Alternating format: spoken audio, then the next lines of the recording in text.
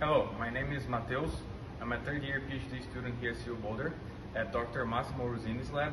So we are a vibrations and wave propagation lab, and today me and my colleague Luca are going to show you a few of the things that we do.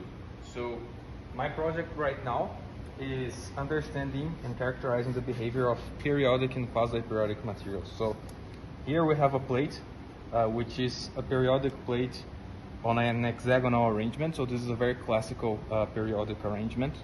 And we also have what we are more interested in is the quasi-periodic plates. So this plate, for example, does not have a repeating unit, but it has a higher order rotational symmetry.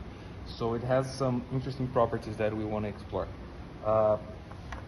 One of the typical experiments that we do with these type of plates is we can attach the sample here and attach a piezoelectric material to the center, send a voltage in to excite the waves, and then we can measure how the waves propagate in the sample using the scanning Doppler vibrometer. So the vibrometer scans the entire surface, and then we can go to the computer and see and visualize how the waves propagate.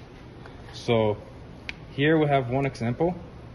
As we can see, we can observe very nicely how these waves propagate. So this is for the case where we can see a tenfold symmetric wave propagation. Furthermore, we have a few postdocs working in other projects, such as Matteo is working with the human skull.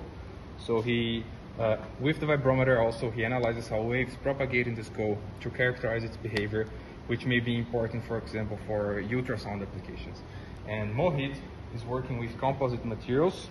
So he sends again waves in these materials, and by analyzing how the waves propagate, we can predict if there is any damage or failure in these materials.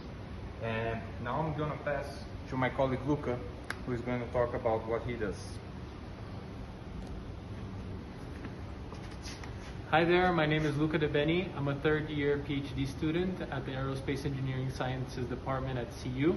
And what my project entails is building from scratch an aerodynamically adaptive wing using distributed flow control.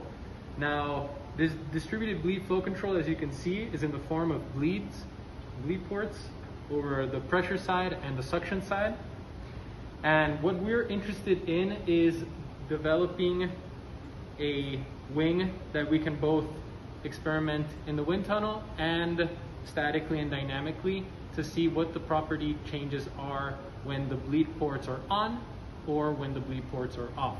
Now, what my research entails is developing a reduced order model that we can feed these bleed port parameters and compare the response of the structure when the bleed is on and when the bleed is off, and be able to characterize the structure that way.